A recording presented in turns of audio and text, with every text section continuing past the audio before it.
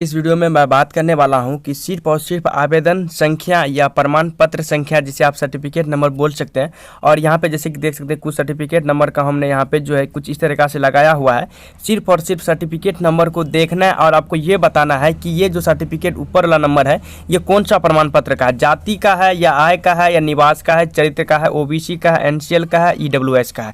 तो आज की इस वीडियो में मैं आपको यही बताऊँगा। सिर्फ और सिर्फ एक बार एक नज़र आप अगर रेफरेंस नंबर या आवेदन संख्या जिसे आप प्रमाण पत्र नंबर बोल सकते हैं या सर्टिफिकेट नंबर बोल सकते हैं, अगर एक नज़र से अगर आप देख लेते हैं तो आप सिर्फ ये जान पाएंगे कि ये जो सर्टिफिकेट नंबर है या आवेदन संख्या किस प्रमाण पत्र का है। तो मेरा नाम है नीरज मेहता और आप देख रहे हैं यूट्यूब चैनल नीरज एजुकेशन तक। तो चलिए वीडियो को शुरू करते हैं बिना किसी देर के।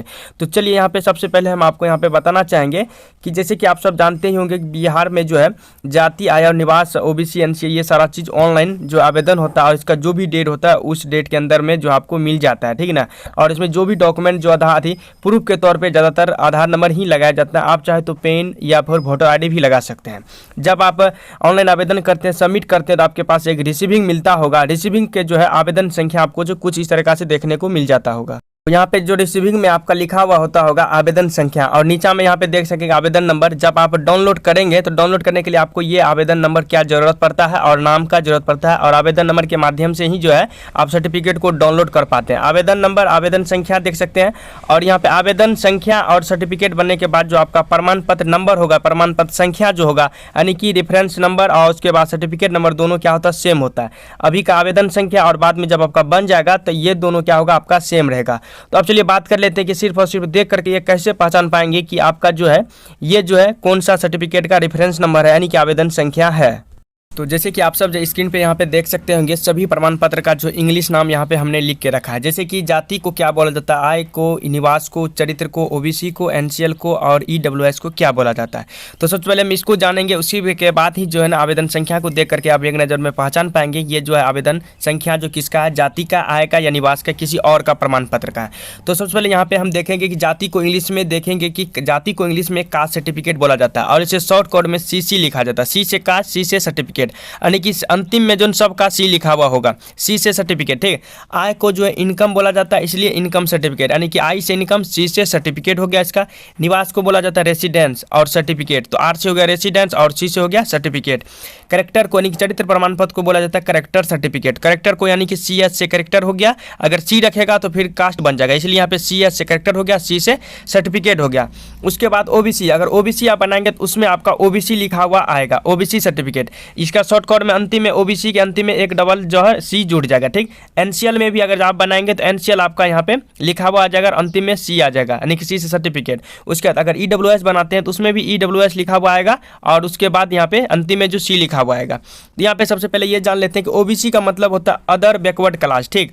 उसके बाद एक और होता है नॉन एनसीएल जिसे आप नॉन क्रीमिलेयर सर्टिफिकेट बोल सकते हैं। ईडब्ल्यूएस का होता है इकोनॉमी वीकेयर सेक्शन यानी कि जो आर्थिक रूप से कमजोर होता है उन्हीं के लिए जो ये सर्टिफिकेट बनाया जाता है। अगर कोई ओबीसी के अंतर्गत आता है तब जाकर वो ओबीसी का सर्टिफिकेट बनाया जाता है। और ओबीसी में दो तरह का होता है, एक BC1 होता है और BC2 होता है। तो यहाँ पे आप समझ गए हैं। तो चलिए आप चलते हैं ले सभी को, आपको जो है आवेदन संख्या पे लेके चलते हैं। जैसे कि यहाँ पे आप सब देख पाएंगे कि सभी का जो भी आवेदन, जो भी एप्लीकेंट आवेदन करेगा ये वाला संख्या जो है सभी का अलग अलग रहेगा। एक भी जो संख्या सभी का क्या होगा, मैच नहीं करेगा, ठीक है। उसके बाद ये वाला जो संख्या 2022 आप देख रहे हैं ये आपका ईयर आ जाएगा। अगर 2021 में आप अप्लाई किए होंगे तो यहाँ पे 2021 लिखा हुआ आएगा। अगर 2022 है, अगर 22 में अप्लाई किए होंगे 2022 लिखा हुआ आएगा। लेकिन अगर 2023 में अप्लाई करते हैं 2023 होगा। ये दोनों सेम जो है आप सभी का जो ये ईस्वी सबका सेम रहेगा, ठीक। उसके बाद इधर का जो संख्या है वो सबका अलग अलग रहेगा। इसको जो पहचानने का वो तरीका है वो पहचान सकते हैं। शुरू वाला जो अंक यहाँ पे देख सकते हैं, किसी में 3 है, किसी में 4 है, किसी में 5 है। इसी को देख करके आप पहचान सकते हैं कि ये जो आय का है, निवास का है या फिर किसी और सर्टिफिकेट का है। तो इसको पहचानने के लिए सबसे पहले हम यहाँ पहला वाला जैसे कि पहचान देते हैं। सबका शुरू में बी लिखा हुआ है, बी का मतलब हो गया बिहार, समझ गए ना। यहाँ पे बी का मतलब हो गया बिहार। इससे पहले बताए थे सीसी का मतलब होता है सी से कास्ट, सी से सर्टिफिकेट यानी कि सीओ लेवल। सीओ का मतलब हो गया अंचल स्तर जिसे आप आरओ लेवल भी बोल सकते हैं, ठीक ना। अगर सीओ के जगह पे अगर आपका एसडीओ लिखा हुआ है तो वो अनुमंडल स्तर पे हो गया। अगर सीओ के जगह पे अगर डीएम लेवल हो गया वो जिला स्तर पे आपका हो गया, ठीक। और यहाँ पे जैसे कि दूसरा नंबर में यहाँ पे आप सब देखेंगे आईसी लिखा हुआ रहा है। आईसी का मतलब हो गया इनकम सर्टिफिकेट, कौन सा लेवल, सीओ लेवल, यानी कि अंचल स्तर पे। अगर एसडीओ रहता फिर अनुमंडल स्तर पे, अगर डीएम रहता सीओ के जगह पे तो वो डिस्ट्रिक्ट स्तर पे हो जाता है, ठीक। उसके बाद आरसी लिखा हुआ, आरसी का मतलब हो गया रेसिडेंस सर्टिफिकेट, यानी कि निवास प्रमाण पत्र। सीओ हो गया अंचल स्तर पे, ठीक। और यहाँ पे बी देखेंगे और यहाँ पे देखेंगे ओबीसी लिखा हुआ आ रहा है, ठीक ना। तो बिहार में जो है ओबीसी जो है सीओ लेवल पर, ठीक। उसके बाद यहाँ पे देखेंगे एनसीएल, यानी कि नॉन क्रिमिलियर सर्टिफिकेट, कौन सा लेवल, सीओ लेवल। सबका अंतिम में यहाँ पे देखेंगे सीओ लगा हुआ है, देखने को आपको मिल जाएगा अंतिम में जो सबका सीओ लगा हुआ है। सीओ का मतलब हो गया आपका जो है अंचल स्तर पे, यहाँ पे सभी का सीओ लगा हुआ रहेगा। सिर्फ और सिर्फ जो कैरेक्टर में सीओ नहीं लगा हुआ था, क्योंकि ये जो है सिर्फ एक ही लेवल पे बनता है, ठीक है ना।